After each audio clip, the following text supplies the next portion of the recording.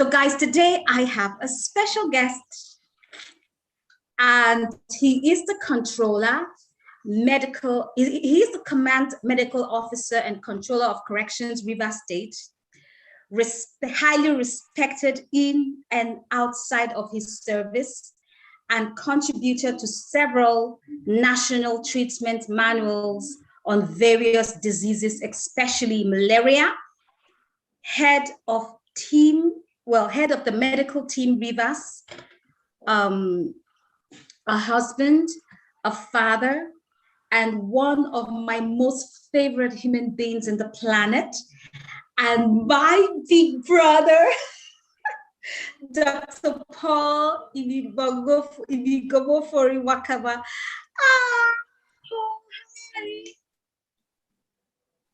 Hi, Ivy. Yeah, Paul, I haven't seen you in a very long time, and I'm getting so emotional, and I miss you. God, I hope I don't get emotional too much today. And I miss you. How are you? How are you keeping? I'm great. And you? It's nice to see you too, Ivy. Very nice to see you. And how's the virus? I hope you guys are keeping safe. Yeah, we are. We're taking the vaccines. I'm due for my second shot on Monday. So we're trying. We're good. Okay. So that's absolutely, you guys are doing very well. And I haven't seen you for a very long time, and I'm emotional seeing you. So I hope I'm able to be calm enough to do this. So, Guy, Fifon, today we're going to be talking about the legacy of a great father, okay? And before we go into the meat of the matter, actually, in your opinion, who is a good father? That's a difficult one. A good father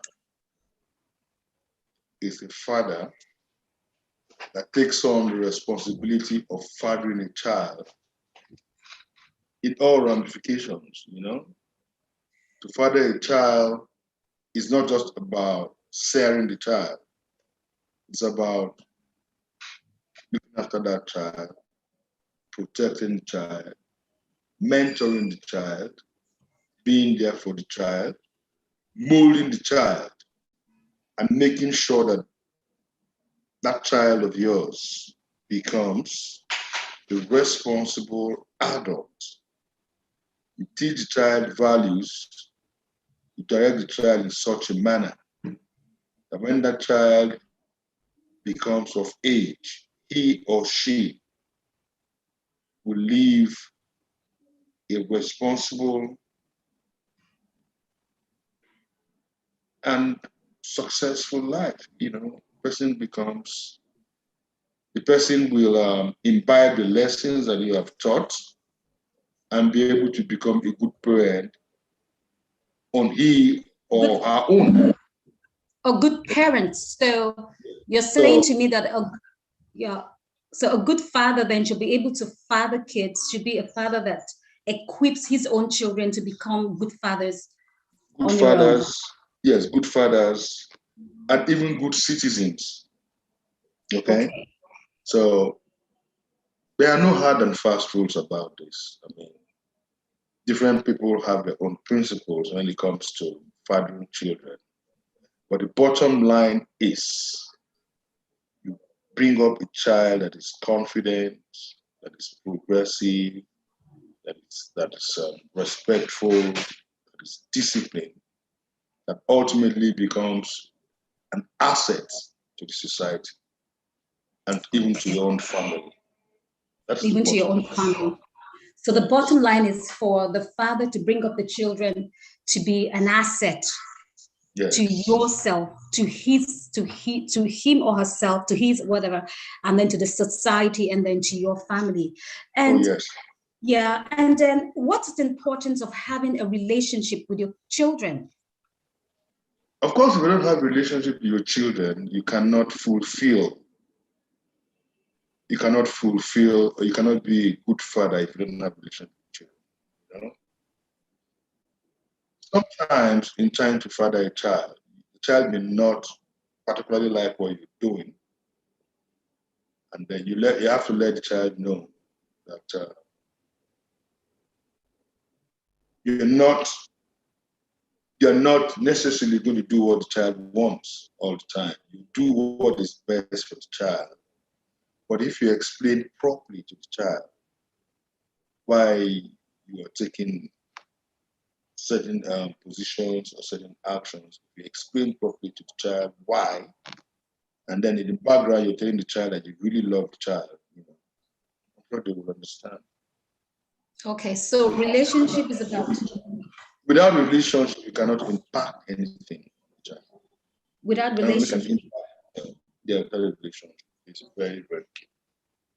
Okay, so you're saying to me that without relationship, you cannot impact, and that sometimes the child may not like what you're doing, but with proper explanation and letting the child know that you love him or her, then that they would understand what you're doing. So you're talking about, again, communication, explanation, and stuff like that. Yeah? Yes. So how can fathers validate and boost confidence in their kids? Simple. But not simple. You treat the child with respect. Okay? You teach the child, make the child to be able to, you know, feel valued. You make your child feel like he or she is the best. You give direction, you know, and you teach the child respect, self-respect, and that is it. You make the child feel that he has worth. Okay. You do the child as if the child is special. All of this, you do all of this without necessarily indulging the child. Without necessarily indulging the child, yeah. Yes. Before, you know what's making me laugh? I remember you and I.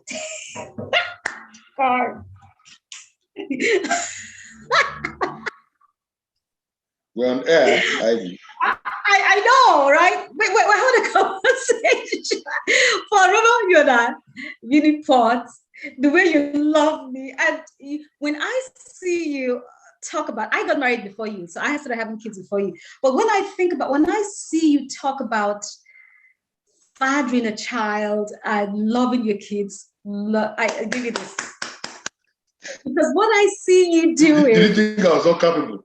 I think you were capable of doing that, but I see you, that the love that you had for me, your sister, I see you pouring it over to your kids. You know, when I was doing the flyer for the program that we did, the video for the flyer. So I was going to put a picture of me and you at the end, but I was like, no, I wouldn't, because I didn't want, because I just felt that you loved your children so much that I said I had to step back, because it was time for you now to love your children and love your wife and love your family. So, but you know, I still love you. Not just you and your children as well, and all the children in the family too. I know. So now, how can we've talked about the different aspects of fathering and how can fathering affect, you know, the children and all of that. The next thing I'm going to ask you is, how do you raise confident girls?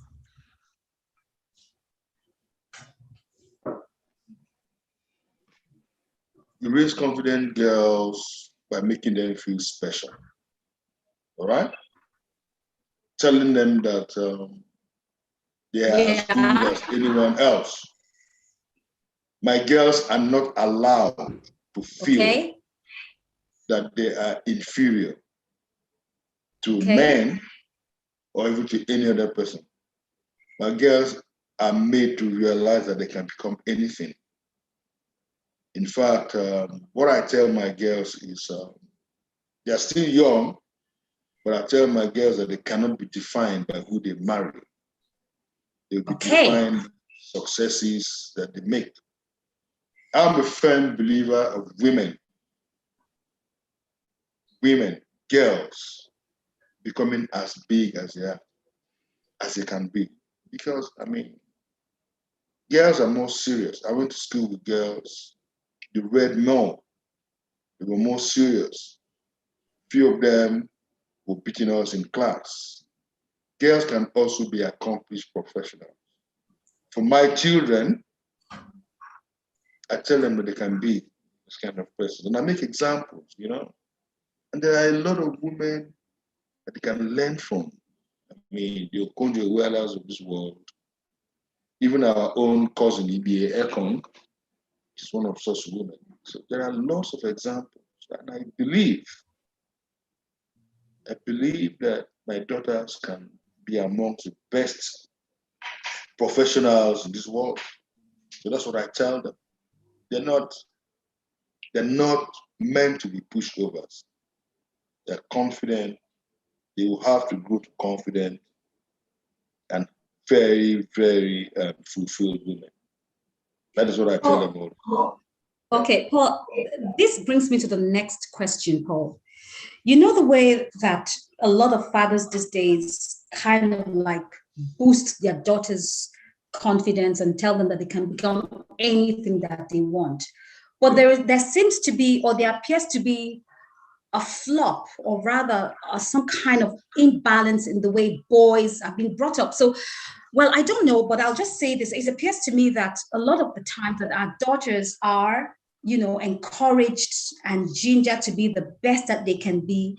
And then the boys are like, nah, boy, he'll be okay. And then some of these girls that are very confident end up marrying boys that, or men or whatever, that don't step up to the plate of responsibility. Why is that so? Why are the fathers these days pumping up their daughters to be more, and the girls don't have boys that match the sense of accomplishment that their fathers have imputed in them?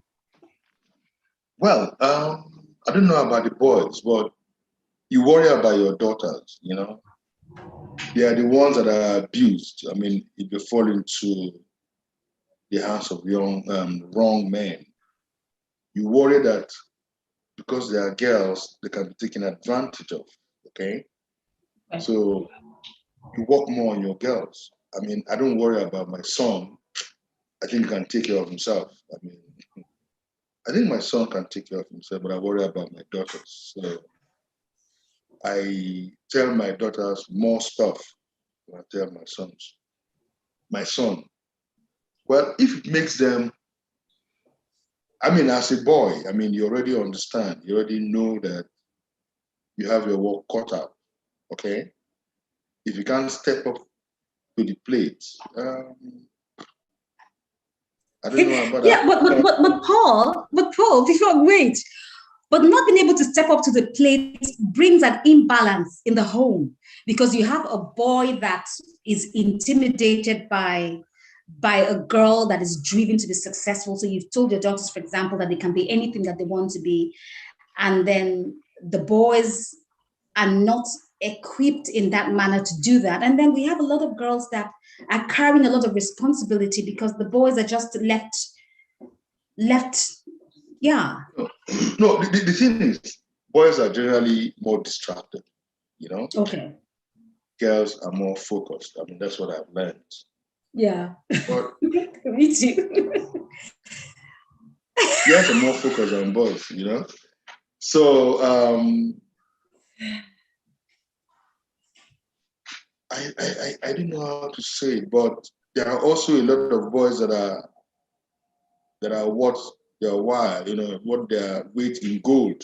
Okay? Yeah. Everything depends on the way the boy has been brought up. Everything depends on the peer group influence of that boy. Everything depends on what that boy has been allowed to get away with. Okay? Okay. My own son, I have the way that I have the kind of things that I tell my son. He understands that he has to be responsible. I teach my own son to be responsible. Of course, we all try to get our children to be responsible. Unfortunately, there are other influences outside the house. But generally, I know that boys are more prone to being distracted. Maybe that's the reason. But it is not an entirely, set situation. There are a lot of boys that are doing well, But it's good for a girl to meet or to marry or to, hook up with a boy that matches her ambition so that you don't have anybody trying to slow the other one down. Okay. But in these days, again, there's also a lot of pressures too in the children. So you need to balance it so that you don't put your child under too much pressure, because children compete a lot amongst themselves and with their parents and with friends of their parents. You need to just balance things up, okay? So that nobody is under pressure. Yeah. Okay. So a lot of them are also okay. Okay. I'd be more comfortable if my daughters are strong, because when they are strong, they can protect themselves. Okay? I feel that my son, okay. Yeah. Like, he'll be okay. Okay.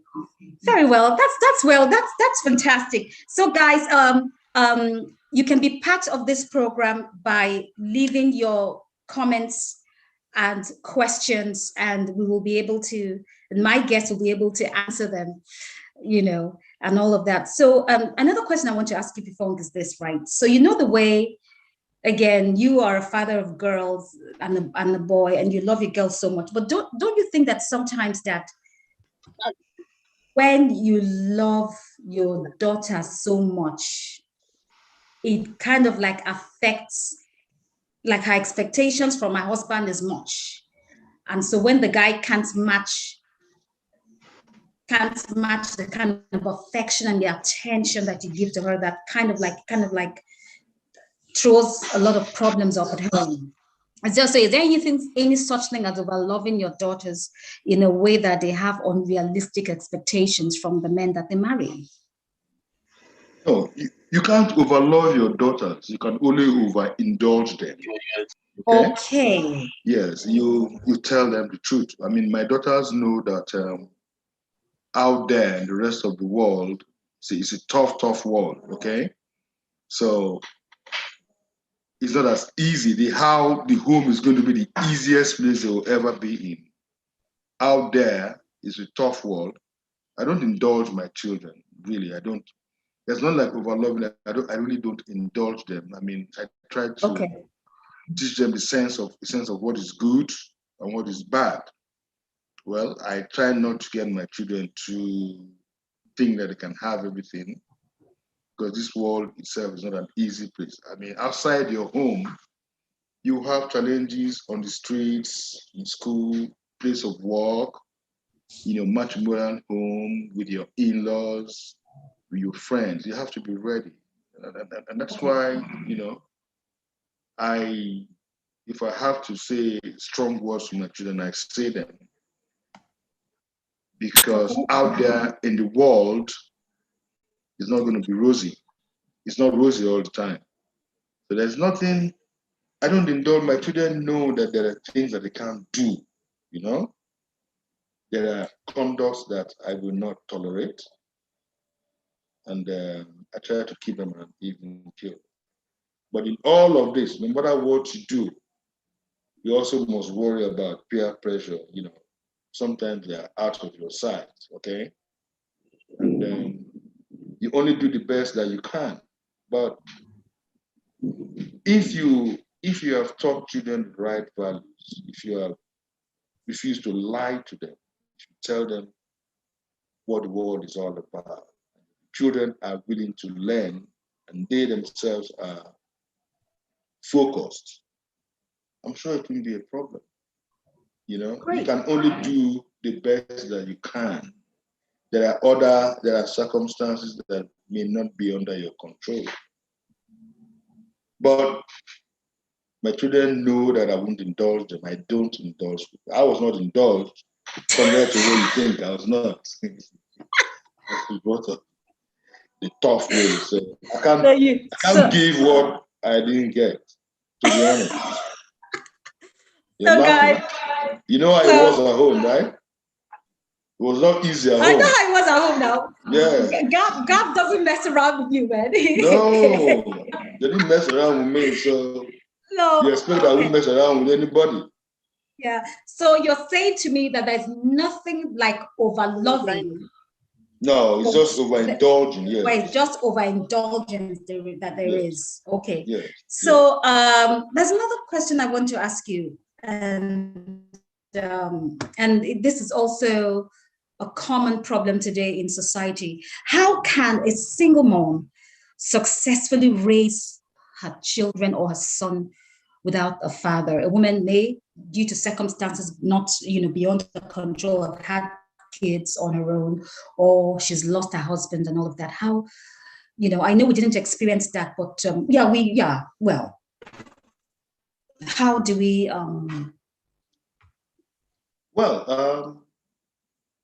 incidentally, it's not only single moms that have that kind of problem. There are also single dads too. Okay. That may have. So it can go both ways. But it can go both ways. When you talk about single moms, several situations lead to a woman being a single mom. She can be a single mom through bereavement, be a single mom, separation and all of that. It depends on the mindset that the woman has. Okay. Okay. Some women are single moms because by choice. Some men are single moms because they don't even want the biological child of the biological father of the child to come close to the child. Okay. So whatever it is, I know that being a single parent can be quite tasking because really, you get a better balance if you have both influences directing the child. But if for any circumstance, that is not possible, you get on with it. But you teach the child the same thing, show the child the same love, give the child confidence, try within your means, show your child in the right path, teach discipline. One thing that we must teach our children is not to be selfish, okay? Not to be selfish, yeah? Yeah, not to be selfish, because there's always, no matter who you are, there's always an interest that should supersede your interests, okay? People usually say that the child should do what he or she wants. In the context of the society we live in, all right? There's an interest that's always bigger than your own interest. So if you know that your mom is a single mom and she's struggling to bring you up, then you should also reciprocate the sacrifices that your mom has made by making her happy. It's not only about what makes you happy. Okay? So the single mother should be true to their children, try as much as possible to imbibe the values that they ought to imbibe in the children, that they ought to, that they ought to give to their children. There's no hard and fast rule. Just be true. Just try your best. Just, a sense of what is good. Teach the child a sense of what is good and what is not good. That there are influences. A single mom could, spoil her children, could overlove the child, like you said, could allow the child to get away with so much because she wants to overcompensate. But it's not necessary. It's not necessary. You put your foot down when you have to put it down. You love the child when you have to love the child. And of course, you don't bring up the child with bitterness, okay? Okay. Because what I know about girls especially, if they're brought up with a single mom hating on the father, okay? If a single mom hates on the father of a child, unfortunately, it could be unconsciously, you know, make the child to distrust men. You understand? Yeah. So these men that are brought up to hate their fathers, usually, I don't have the figures, but from the little bit of what I know, they end up also hating the men that they marry, suspecting the men that they probably will marry. So whether you're single by choice or you're single by circumstances beyond your control, you try not to bring up the child with hate, the child's head. Okay? Okay. Okay. Generous and not make the problems between you and the child's father to be the child's problem. I mean, that child should be Okay. brought up separately from the relationship that you have with dad. Okay? Okay. And if the father is deceased or the father is, for one reason or another, not around, you try not to stain that child's psyche. Try to, give the child hope. Even if the father of the child was not a good father, you don't damage or you don't completely indoctrinate the child against the man, because when you Demonize the father. Paul, demonize there's the father, something. Yeah, there's something that you demonizing said. men in general, yes. Yeah. But Yeah, that's a very good one. But sometimes it's hard, especially when if it was very acrimonious or if the circumstances were very difficult. So, but you're saying that in order for you to have balanced, children or balanced child, then that it's you can give the child, you can love the child without overcompensating, and don't underserve the child by being staining the father's reputation. You should bring up the child, as properly as you can, or as best as you can, without underserving or overcompensating the child.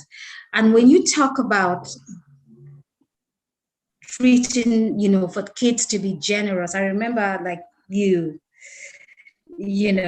generosity to me and to our parents was extraordinary. And anyway, so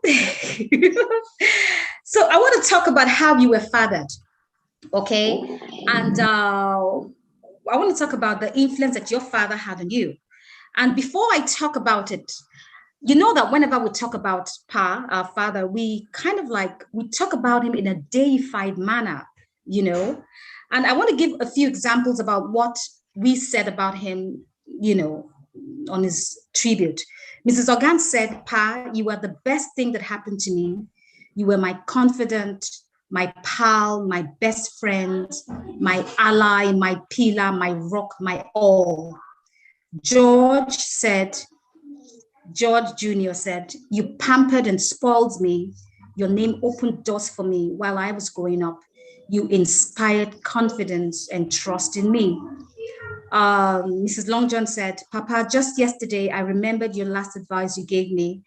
And when I discussed a problem with you, and Auntie Omia said, you invested tirelessly on us without heeding to negative advice from friends and relatives concerning female children. So I see that I can see like you mirroring, a bit of her in you. So what kind of fathering did you have? well, first of all, I tell my children, right?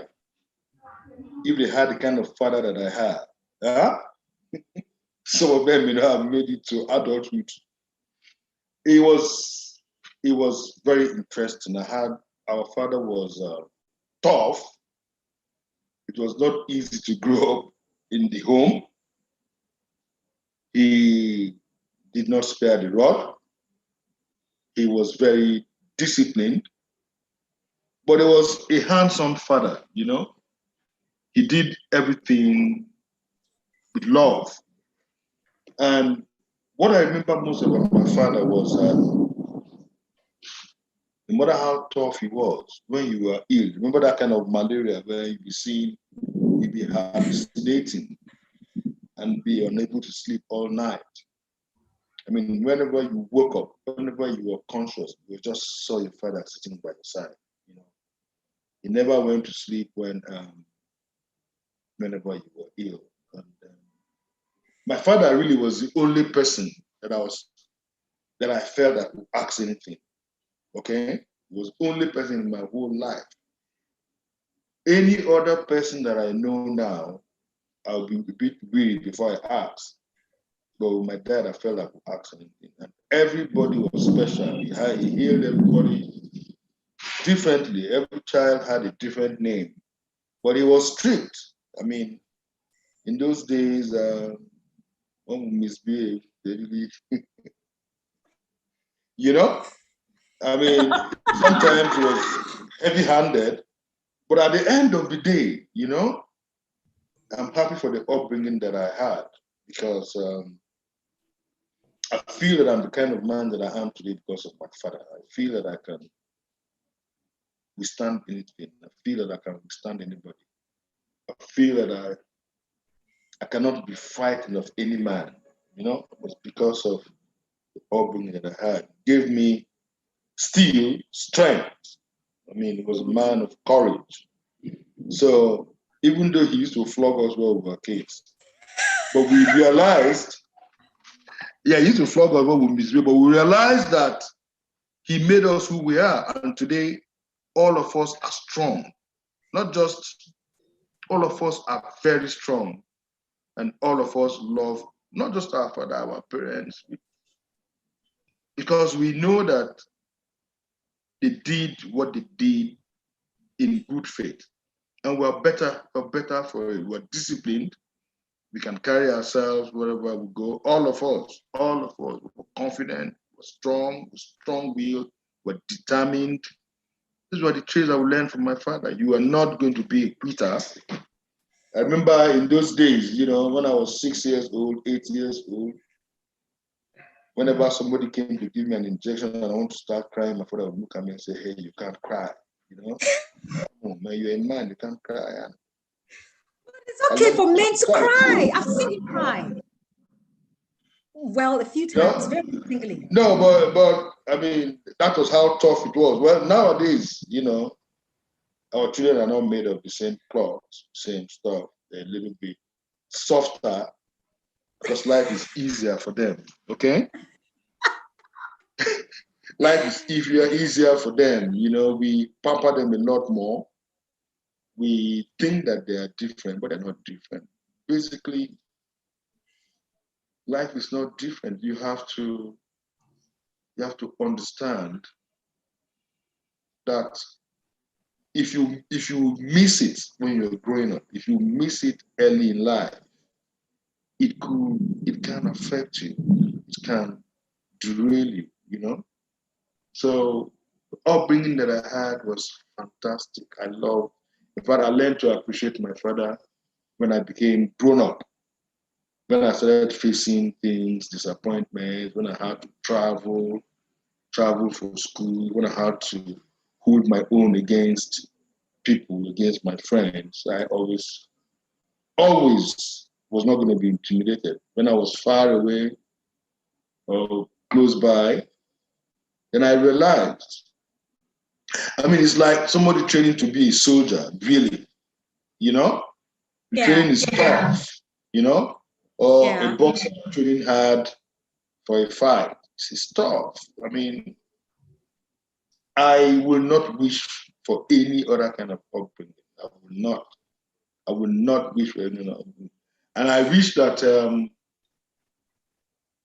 life is still like that because really, the permissiveness, our society is actually deteriorating. Maybe because people now they're not as disciplined as we were. I mean, I have absolutely Absolutely. No doubt about the fact that I was brought up in the best way. I have no doubt about it. Okay, let me read out what Mommy Bells, what a few of us also said about him as well. Auntie Belema said, "You denied yourself all the pleasure so that we could eat well. What a great provider you were. School fees were never late. The best things in Kingsway and Leventis you bought for us." Auntie Ingo said, we learned what was right, and that gave us a sense of responsibility and security, which gave us a good head start in life. And Ibinabo said, and that mirrors what you said. You said, if I had the choice to choose again, it would be you. And Iselama said the same thing as also said, it is my wish that in my next world, you would be my father. So what you say kind of like, I mean, you didn't plan, I didn't tell you what I was going to ask you. I didn't tell you I was going to say this thing, but we can see that everything, that we say mirror the same thing. So what lessons have you learned from your father? What lessons? Because you've said a lot of things, but let's put it down to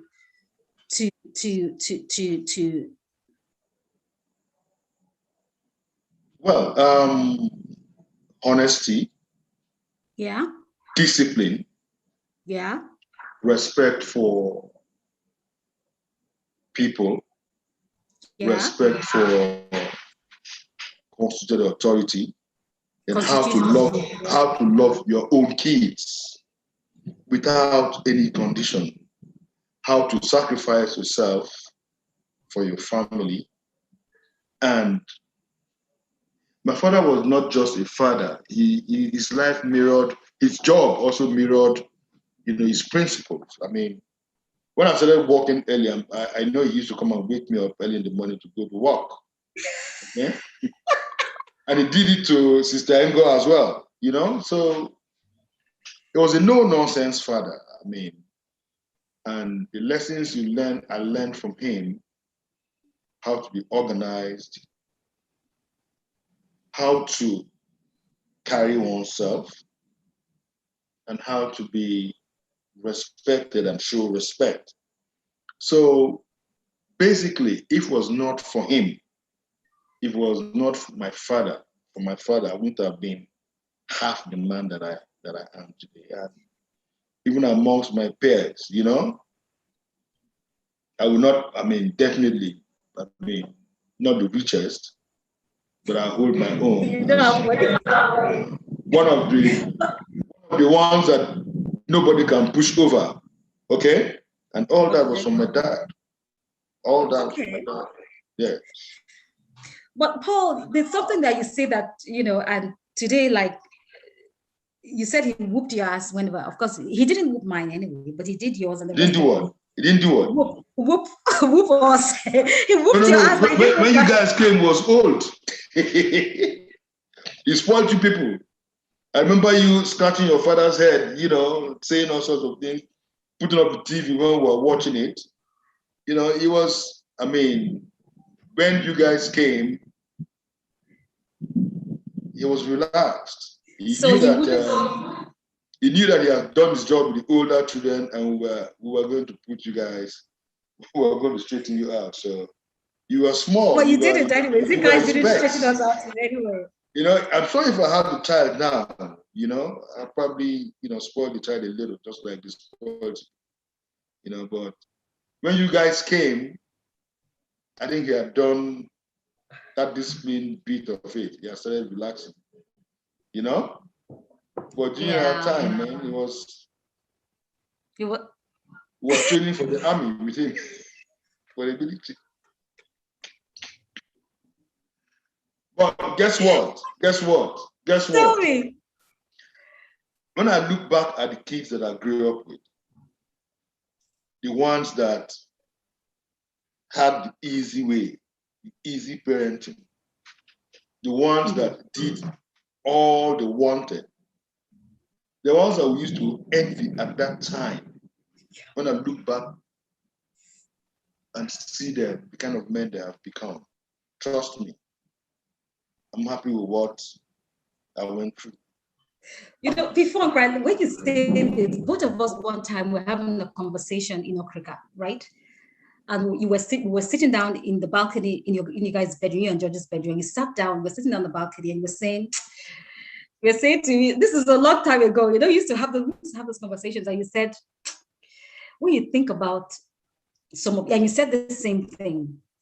And the way Pa gave you guys the destiny resetting offering, you know,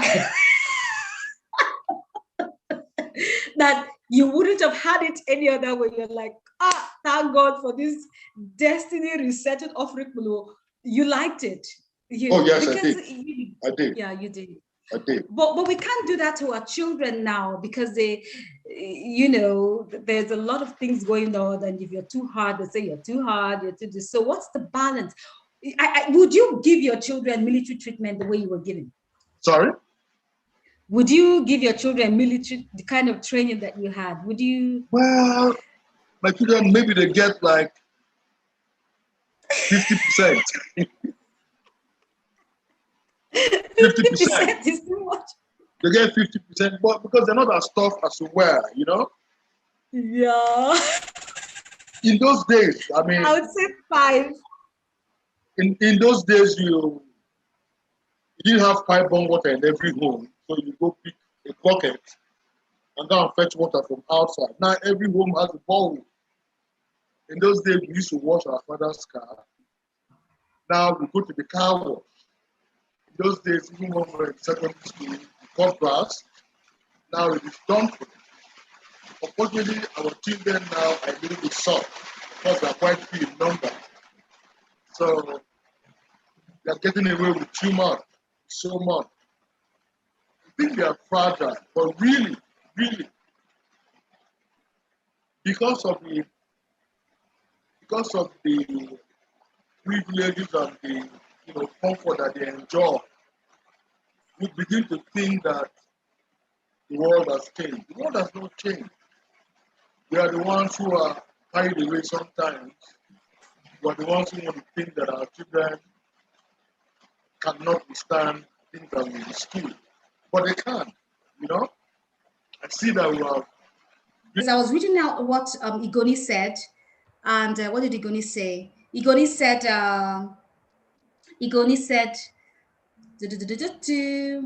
he said, so who will keep vigil with me at night when I'm ill, or who would cry with me when I'm troubled, and who would encourage and advise me when I'm confused?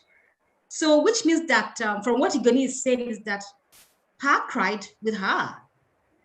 And Boma said, in death, my father struggled as a fact of life. He struggled. He struggled to be there for me on the day of my white wedding, which was supposed to be on the 23rd of April. But on the 12th of April, the cold hands of death deprived me of that privilege.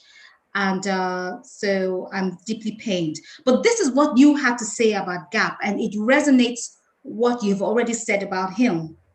You said you loved me you named me after your father and transferred all the love you had for him to me. You were the only person in the world that I had the confidence to ask for anything, because I was sure that I would have it if it was available.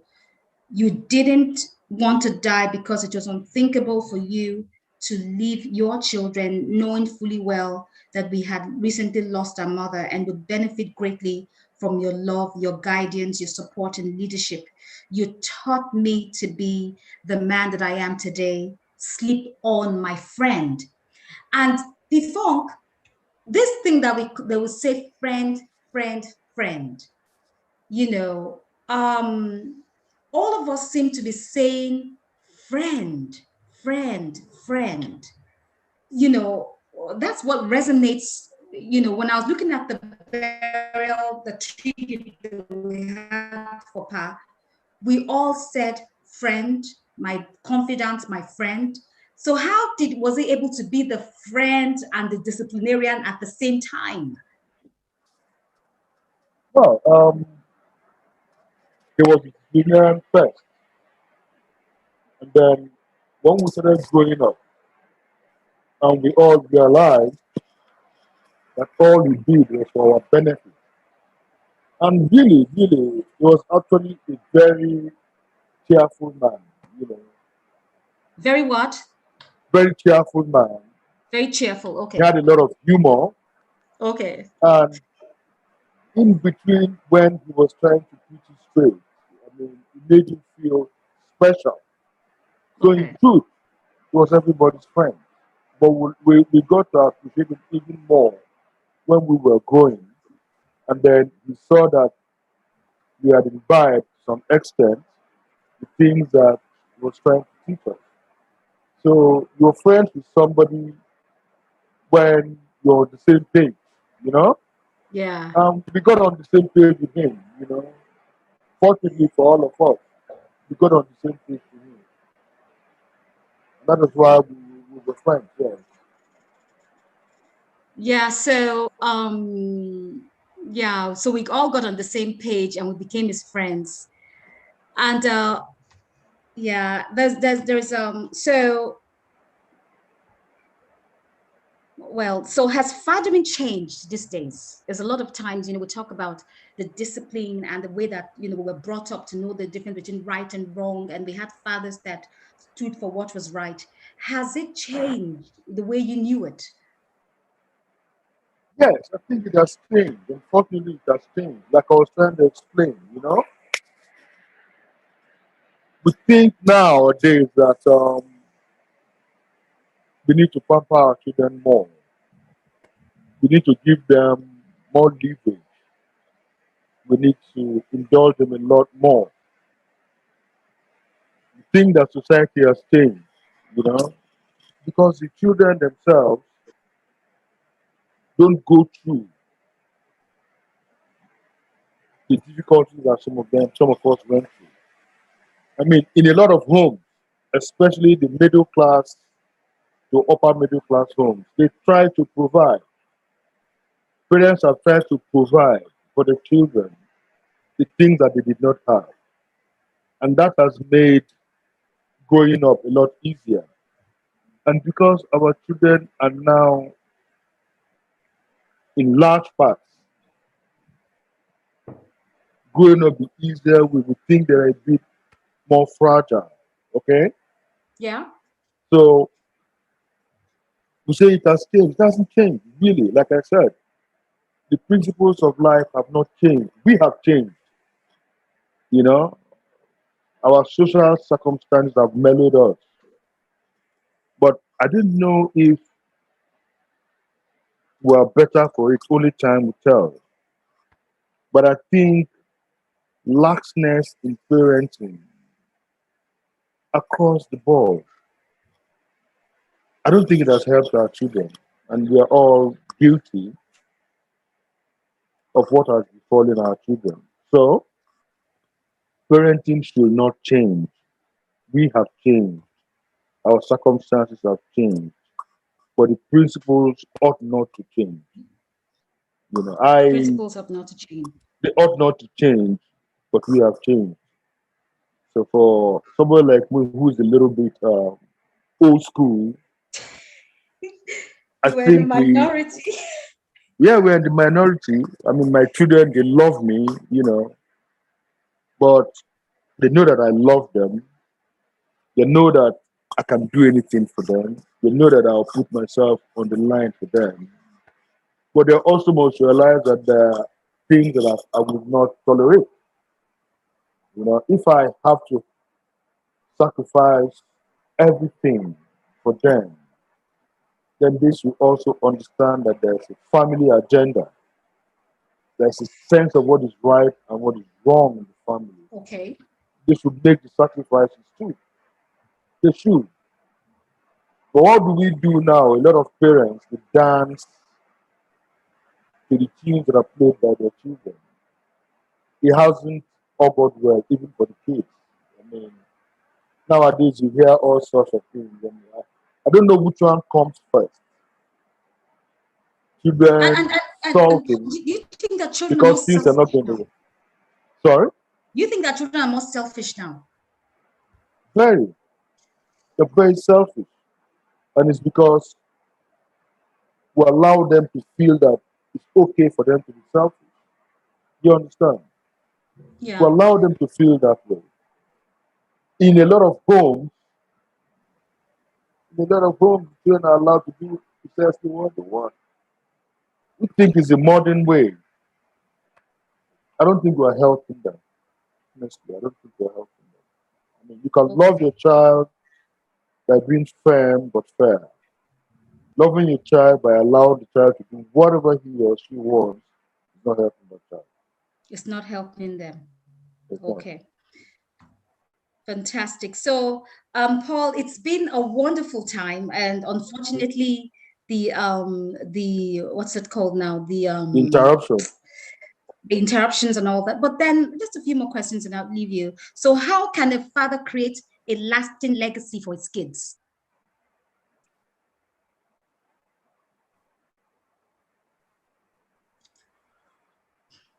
A lasting legacy for his kids. Let your kids remember you, Okay. imprint in their memory who you are. You know, when your children know, when your children realize that as a father, you did everything, you tried to do everything that will benefit them ultimately. When you have taught them the lessons of life as you know them, when you teach them, when you have taught them to be selfless, when you've taught them to put society before themselves, when you've taught them to become productive, confident, respectful, and lawful persons, they will put all of it together such that when they are grown and they see who they have become, they will know that you have indeed left a legacy. Legacy is not about money or material things that you have left for them. You know, some people think that it is what you leave for them to inherit. If you equip them properly, even though you don't leave anything to them or you don't leave anything for them, when you allow them or when you make them or when you teach them to grow, you realize that they can be anything if they are focused early, if they allow, if they are focused enough, if they pursue their dreams with everything, using every resources that they have, resilience, single-mindedness. Just teach them to be better people. It Yeah, but impacts Paul, them and is the best legacy you can leave. but I've Paul, never seen. Okay, go ahead. sorry, just to cut you short, because I was thinking that we live in a society today where, I mean, in a current condition, and there seems to be like the society is moving backwards, and I'm just saying, that these days the society is upside down. And do you think that, so when we teach children to be upright and God fearing, because our father taught us to be God fearing and be have respect for the law of the land. There's so many. We're living in a society today where those things are no longer popular. So aren't we in the minority? What are we teaching them to? I mean, you're teaching them to fear a society that is upside down. I mean, I'm just thinking about it. I don't know. Is there any hope? Yes, ultimately, good is going to prevail over evil. Okay, and as bad as the society is, it doesn't find its path. If we don't learn how to do what is right, we won't have a society anyway. So even the bad people ultimately will look for the good ones. Even Okay. the thieves will look for the upright ones. Even the Okay. slack will look for the efficient ones. So Oh, as okay. long as you're teaching your child to know what is right and what is wrong and do what is right, you can't you can't um you can't fail. All right? I mean, Yeah. all of these things that are happening in our society, they won't last forever. Ultimately, quality is going to shine through. And there's always a downside to somebody that lives a life that is not good. Always a downside. Pure recognition. We cannot continue like this. You cannot Yeah. continue like this. I mean, if we continue like this, we won't even have a society anyway. If our children continue in the way things are, then they won't be safe from themselves. So you teach your child to be God fearing, teach your child to do what is right. I mean, without being hypocritical. Without being hypocritical. Yeah, Okay. I know that it's difficult to be totally upright these days. I know. But what is what is right. Okay? Yeah. And you So simply have no alternative to that. You don't. so there's something you've said that resonates with me, which I really, really love to hear, and gives me hope for you're not a pastor, but one day you'll be a pastor. And you've said that at the end of the day, that bad will seek good in the end, Oh yes, right? definitely. Yeah. That at the end of the day, that bad will seek good in the end, and Yes. and it is not in vain to teach our children to do the right thing. So, in conclusion, this is what I have to say. What makes a father a great father? And for me, what has made your father and my father a great father is not the fact that he was a Second World War hero, or because of his worth, to the Wakrikese nation, or to his contributions to the infrastructural development of our state, right? Yes. Or or for the old River State, or whether he was ready to pay the supreme price against the subjugation of the Rivers people, that wasn't what that was important, but that wasn't all that it was. For me, what makes a father a great man, and I'm going to tell you a story, and you know the story. It was about you and Iguni, and you guys were traveling. I think you went home to Okrika, and then you're coming back, and you got into a very dangerous situation in the boat, and it was very emotional because it was like the boat was going to sink. Yeah.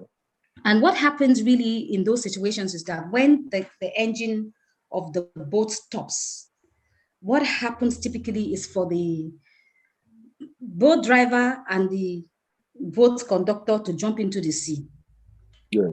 and they will leave everyone to their fate. But on that particular instance, it was unthinkable of you to even leave your sister, because you wouldn't anyway. So it was very emotional. On that particular instance, the boat driver did not leave. The conductor did not jump down. And all the passengers stuck were in the boat. And then, of course, the boat driver now tried again. By a fleet of a miracle, the boat driver now tried again, and the engine began to work. And the boat started, and you guys now, safely went ashore. And this is what one of the persons in the boat said to you. He said that the reason why they didn't want to leave you guys in the boat was because they couldn't bear to see your father lose two of his children on the same day. For me, I think that this is a legacy that money can't buy.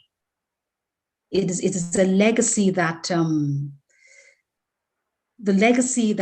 people recognize that he loved us so much, and they were ready to stick with us even in the face of danger. For me, that just takes the biscuit. And that is what the legacy of a great father is. To Yes. love his children, and for the people to recognize that he loved his children, to love their mother. Because I think that he was one of the few men that in his time that openly showed affection for his wife. And she was his mumu button. And we all knew it. So, she was his mumu button. So the confidence that we have is the fact that not only did he love us, he loved our mother and he loved us, and he wasn't hypocritical. He was a great man. He was a brave father, and he gave us what money couldn't buy: the fear of God, responsibility, integrity, and honesty. That is the legacy of a great father. Yeah, Ivy. Yeah, it is. Yeah. And you know, on that day, you know, as the boat was about to sink, my younger sister Igunu was in front of me, and I put my hand on her. Then I was saying to myself that me and her were going to die together because there was no way I was going to leave her. Yeah. I knew she couldn't swim, but I was never going to leave her because that's not the way I was brought up. You know, I saw my dad ready to face the bullet rather than let somebody to molest or insult or inconvenience his children. You know, I'm also ready to do the same for my children. I mean, goes without saying. It wouldn't be there. So it wouldn't happen by the grace of God. So they didn't leave, but they stayed on because they couldn't bear to see your father lose his two children on the same day. He wasn't a politician. He was just a man that did great things for people and for his family. So thank you very much, my brother. I love you. And for the few glitches, I'm going to call you. So guys, thank you so much, everyone, for being here and for being part of this program. And yeah, it's a family affair. I can see Wakamas all true. And Messi, thank you so much. And Dr. Rita Wakama, thank you for looking after my brother and for tolerating him. As we all do as. And so thank you. And thank you. And next week, guys, I have another special guest, and he's going to be talking about another aspect of fatherhood, and you don't want to miss it. So thanks, guys, and see you next week. Thanks. Thank you. Richard says hi. Bye-bye. Thank you. Oh, yeah. Someone says, Ivy, I enjoyed the session. I have to go now. I have another Zoom meeting. So starting about now, keep the flag flying and bye. So see you later. And Paul, I'll call you. Yeah? Thank you. Have a nice day, Ivy. Yeah. Regards to the children, Gogi, Osaz, Ose, Laura. Okay. Thank you.